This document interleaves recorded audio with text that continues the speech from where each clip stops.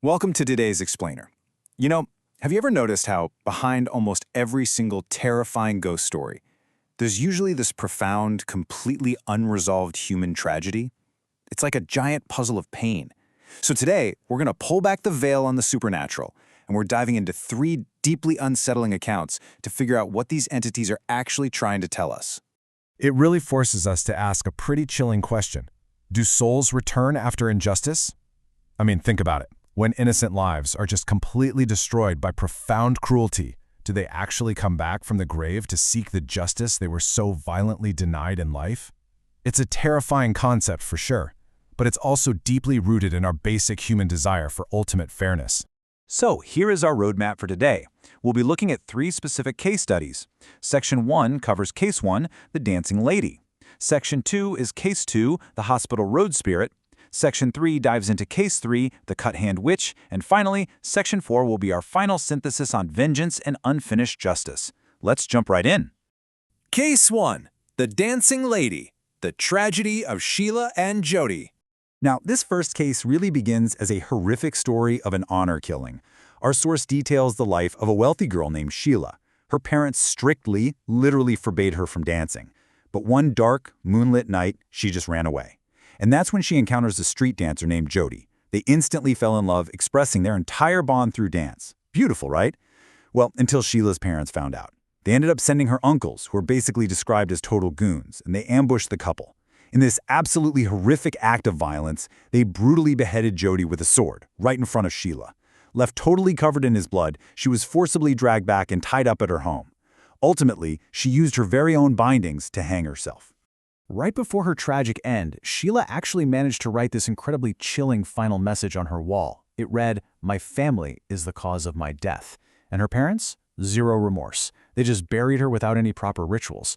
So you have this explosive combination of deep grief, violent trauma, and a complete lack of closure. This is exactly what birthed a vengeful spirit, forever locked in an endless cycle of sorrow. But here is what's really fascinating. The incredibly specific nature of her vengeance. As the infamous Dancing Lady, she doesn't just go around attacking at random. No, she specifically targets those who break love apart. Enter Robert. He's a divorce lawyer.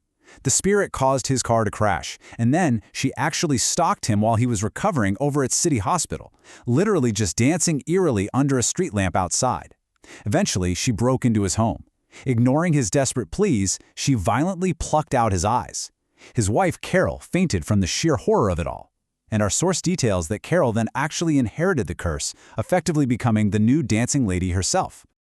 All right, moving on to our next haunting. Case 2, the Hospital Road Spirit. This one centers entirely on medical negligence and extracted hearts. The stakes of this haunting are absolutely terrifying. The spirit here is a newlywed widow, and her husband tragically died from severe medical negligence at Ram Manohar Hospital. So, when a lawyer named Rohan suddenly goes missing on this road, his wife Meera goes searching for him in the dark. And she walks right into the territory of a ghost who literally extracts the hearts of passers-by. She's already successfully hunted down and ripped out the hearts of 2 of the doctors involved in her husband's death. Meanwhile, the 3 remaining guilty doctors? They're just cowering in their homes, heavily protected by mystical tantrics. So, Rohan's car breaks down, and the ghost attacks. She's right there, preparing to pull out his heart, but he's saved at the very last possible second. Their neighbor, Shanti, throws holy water, Gangajal, completely interrupting the attack, while Meera is desperately shaking Rohan, trying to wake him up. But listen, this furious spirit doesn't just give up. Later that night, she infiltrates their home and violently possesses Meera's body. Now, this brings us to a really fascinating contrast in how people approach the supernatural. They call in a tantric, right? And he immediately resorts to threats, trying to forcefully banish the spirit from Meera, using the Hanuman Chalisa. But the ghost doesn't flee, not at all. Instead, she recognizes that Meera's husband Rohan is a lawyer.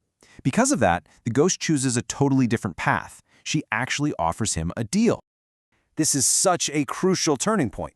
It entirely shifts the narrative from just another story of mindless horror into a highly focused quest for mortal, earthly justice. The ghost explicitly tells Rohan that she will spare them, but on one massive condition. She says, "If you cannot get those doctors punished, I will return." And incredibly, it actually works. Rohan takes the deal, he goes to court and successfully fights the case against the negligent hospital staff. The legal system does its job, resulting in the 3 guilty doctors being sentenced to hanging. And once that mortal justice is finally delivered, the spirit is at peace. She just disappears forever. No intense exorcism required, just plain, simple justice.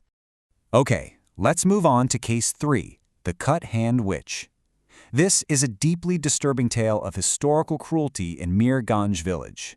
This story really kicks off during a young woman named Meghna's wedding.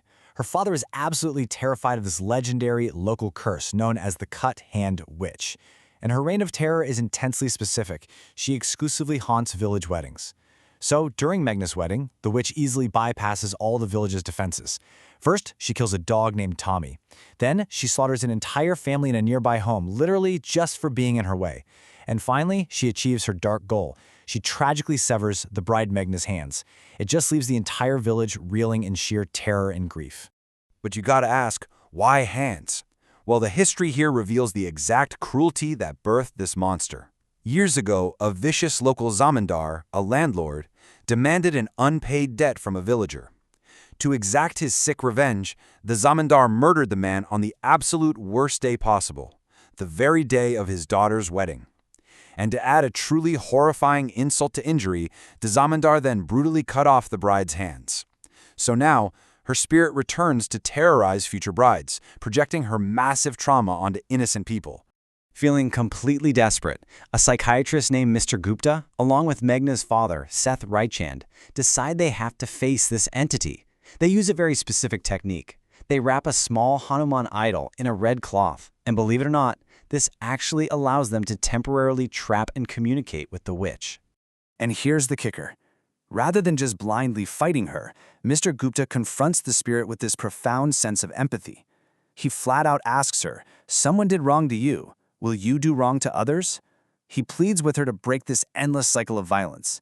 Then, in an incredibly powerful moment, Raichand actually apologizes on behalf of the entire village for ignoring her historical suffering for all those years. This open communication sparks massive, real-world action.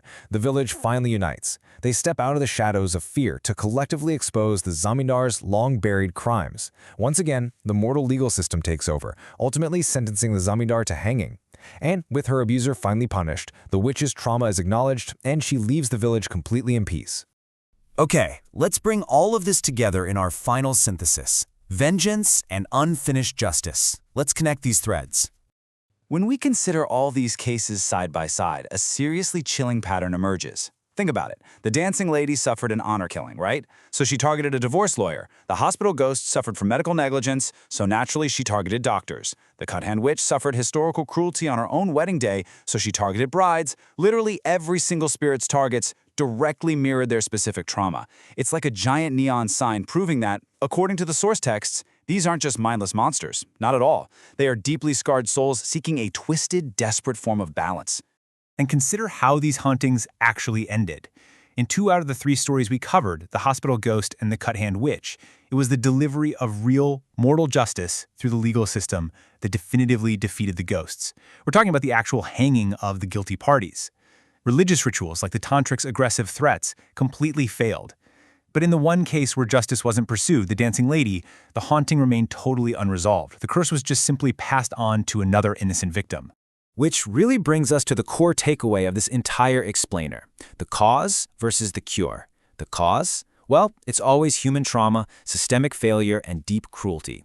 It's these incredibly dark elements that warp human souls into terrifying supernatural entities. But the cure? The cure isn't magic. The cure is restoring mortal justice, acknowledging the pain and actually punishing the guilty through earthly, legal means. That is the only true way to put these restless souls to sleep. Which ultimately leaves us with one final, deeply provocative question to reflect on. Who are the real monsters here? Is it the restless spirits, lashing out in unimaginable pain? Or is it the cruel, negligent humans who created them in the very first place? It's a stark reminder that our actions and our systems of justice have real, lingering, and incredibly powerful consequences. Thanks so much for joining me for this explainer. Keep questioning, keep learning, and I'll catch you next time.